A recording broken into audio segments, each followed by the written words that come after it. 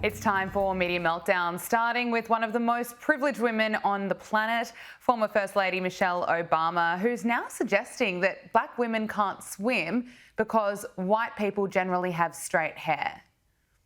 Now, let me explain something to white people. Our hair comes out of our head naturally in a curly pattern. So when we're straightening it to follow your beauty standards, we are trapped by the straightness. That's why so many of us can't swim and we run away from the water. People won't go to the gym because we're trying to keep our hair straight for y'all. It is exhausting and it's so expensive and it takes up so much time. Braids are for y'all so we can work harder and focus on the work. So why do we need an act, an act of law to tell white folks to get out of our hair? She's still going. Don't tell me how to wear my hair. Don't wonder about it. Don't touch it. We don't worry. We do not wonder about it. Just don't. Yeah, we should all feel very bad for Michelle Obama. She's also opened up about her life, making sure that everyone knows having a hair and makeup team, that's not a luxury. Yeah. Well, I didn't really have that choice as First Lady. Of course, right? Every day, every time I was up, as we called it, I was up for the public. Yes. And the days were long. So, as you mentioned, to save time. Yes. I know having a glam team, a trifecta, it feels like a luxury, but it was a time necessity. Yes. There's absolutely no way that I would be able to do my hair and makeup and have clothes ready that fit, because rare is the woman that can live off the rack. Yes. Finally, for some inspiration to all the women out there, don't bother about thinking for running for president one day because America rejected Kamala Harris. Well, as we saw in this past election, sadly, we ain't ready. That's why I'm like, don't even look at me about running because you all are lying. You're not ready for a woman. You are not. But she is. So don't waste my time. We got a lot of growing up to do. And there's still, sadly, a lot of men who do not feel like they can be led by a woman, and we saw it. What was the question? I just said, Joining us now is CJ Pearson, RNC Youth Advisory Council co-chair. CJ, great to see you again. Michelle Obama.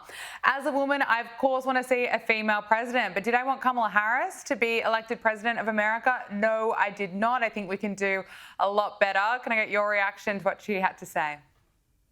No, I think you're exactly right. I think Michelle is absolutely wrong, as per usual. The American people didn't have a problem with a woman being president. We had a problem with that woman being president.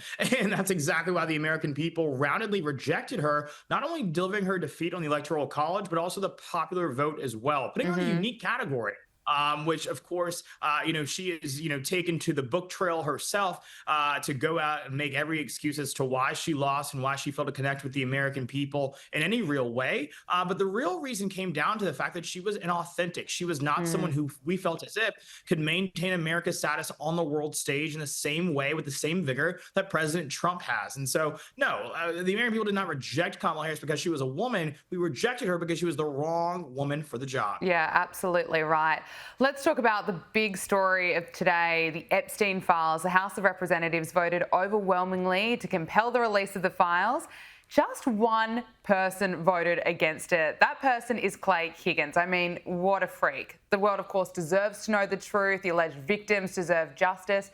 But I want to get your thoughts on all that in just a moment. Also, CJ, the mainstream media seems to often miss the fact that Epstein was a Democrat, and documents obtained by the Washington Post show that Democrat Stacey Plaskett, she was getting text messages from Epstein about how to hurt Trump during a 2019 congressional hearing. Look at this. You, as my friend Mr. Meadows pointed out, misled this committee even today in a written submission that contradicted your testimony. You have suggested you are going to review that. Are you going to review it in our next break to correct the record, yes or no? Yes. Question, you helped out the president's campaign. or were involved in the campaign as a representative, as a spokesman, even in your words today. It was your idea for the campaign dating back to 2011. Is that accurate, yes or no? Yes. Mr. Weisenberg and other individuals, Ms. Rona. Who are those individuals? Are they with the Trump organization? They and are. Are there other people that we should be meeting with? So Alan Weisselberg is the chief financial officer. You got to quickly give us as many names as you can so we can get to them. Yes, ma'am.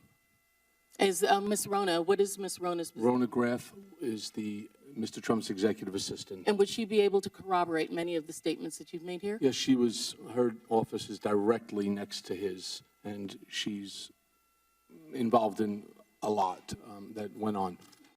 So you can see at the bottom of the screen there, those text messages coming from Epstein, helping her out, even at the end saying good work.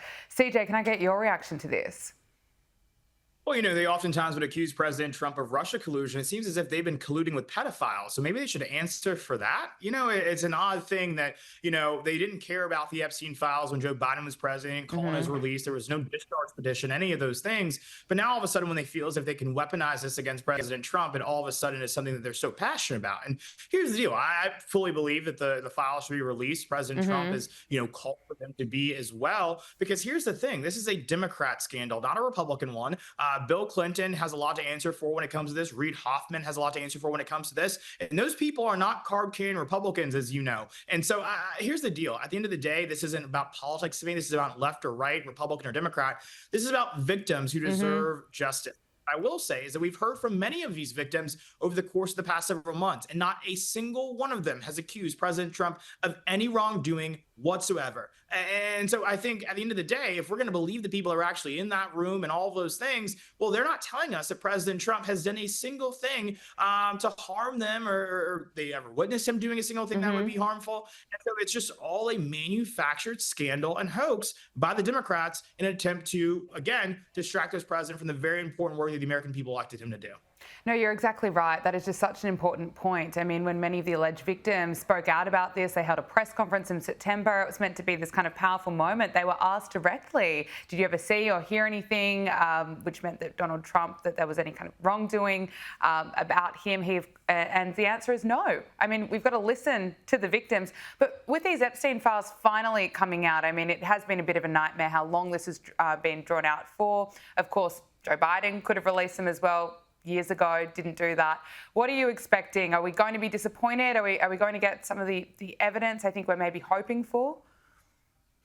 Well, I think it remains to be seen, what will be coming here. I know that there's an active investigation, of course, that President Trump ordered the DOJ to conduct for a lot of these people that were mentioned in these recently uncovered emails, whether it's, folks like Larry Summers, who is a Harvard, professor, former president of the university, also, too, J.P. Morgan and other financial institutions that had a close relationship with Epstein as well. So I think there's definitely an eagerness and a desire from this president to get to the bottom of this, to get real justice. This isn't about politics for him. As it is for the Democrats. And so I'm hopeful that we will get the transparency that we deserve, and these victims will get the justice that they are seeking as well, because they also deserve that. Yeah, it's interesting. I'm not sure what your thoughts are on Clay Higgins. I mean, voting against it, being the only person to vote against the release of these files. He wrote on X that releasing, that the reason he voted against it was because he claims that releasing the files will result in innocent people being hurt, not by my vote. I mean, I don't think anyone wants to see pedophiles being protected. CJ, finally, can I get your thoughts on the war that is erupting between Donald Trump and Marjorie Taylor Greene? I have noticed it seems to be pretty bizarre that she seems to be cozying up to the leftist media, who are, of course, embracing her, partly because she's been bashing Trump right now. Yeah, I think you're exactly right. These are obviously two very spirited individuals on both sides of this fight right now. But what I'll tell you is that I think it's very important for us as, folks in the MAGA movement, in the America First movement, to come together to be united, because the Democrats are absolutely united against us. And so I think, these personality wars are never productive in the long run. But what I will say is I think you point out something that's really critical here. Marjorie Taylor Greene didn't go on Fox News to make her case against President Trump. She didn't go on conservative media to make her case against Donald Trump. She went on CNN. And so I got to say, don't give our enemies fodder like that. Don't give them, the upper hand in this sense, because we're in a spiritual warfare in this country right now. These people want to see us, harmed. And they've made that very, very much clear. We've seen it all across the country. Just last week, Turning Point USA sought to have a rally at the University of California, Berkeley, which was shut down by fire bombs and Antifa domestic terrorists outside of it. And so I think, again, like all this, just division and infighting, it needs to stop. I always feel a little bit weird when I have to, as the 23-year-old, say everyone needs to grow up, but I think they do. We need to just kind of like focus on the end game here, which is saving the country, putting America first, and making America great again. Yeah, great advice. Look, on to some big news. Rap star Nicki Minaj is using her platform to shed light on the persecution of Christians in Nigeria. And as we know, thousands of Christians are being slaughtered in Nigeria. Here's Nicki Minaj addressing the United Nations and praising Donald Trump. I would like to thank President Trump for prioritizing this issue and for his leadership on the global stage in calling for urgent action to defend Christians in Nigeria, to combat extremism, and to bring a stop to violence against those who simply want to exercise their natural right to freedom of religion or belief. CJ, credit to Nicki Minaj for drawing global attention to this. No, you're exactly right. Major credit to her. And I think everyone here in America was a barb today because we stand united with her when it comes to actually tackling this thing that should not be happening in any corner of the world. It was something that I oftentimes would talk about and be kind of puzzled about, is that we can talk about every other group of folks across the world, but when it comes to Christians being slaughtered and, acts of violence being committed against them, there was not much attention being given to that by many prominent folks in the media. And so incredible to see President Trump, of course, looking to address this, Ambassador Mike Walls, and now Nicki Minaj, a global icon and superstar. And so I think all these voices are coming together for the good, because at the end of the day, there is no reason, again, that any Christian anywhere around the world should be slaughtered simply because of the faith in the God that they love and that they profess to be their Lord and Savior. President Trump dialed up his affordability message for an audience of McDonald's owners, operators and suppliers yesterday, and this is part of his push to take on America's economic worries at the moment. And as we know, we've said many times before, there is no one like Donald Trump. Here he is opening up about his favourite McDonald's meal. Doing honest, beautiful, hard work and happy families sitting down to a really great meal.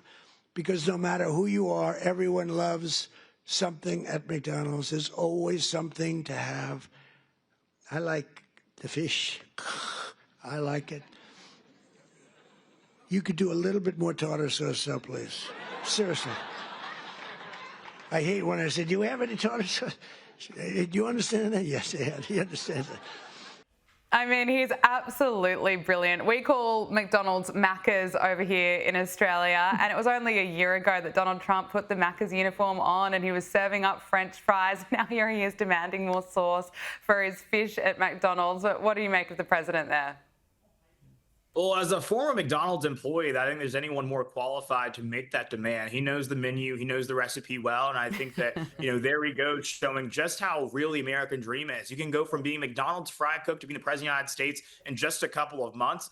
Only in America is something like that possible. But what I'll tell you about, that clip, I would disagree with the president, actually. The Filet-O-Fish, absolutely terrible. It's chicken McNuggets over here every single day, and that's it. Yeah, cheeseburger meal for me. I have not had fish from McDonald's and I'm not really planning on it.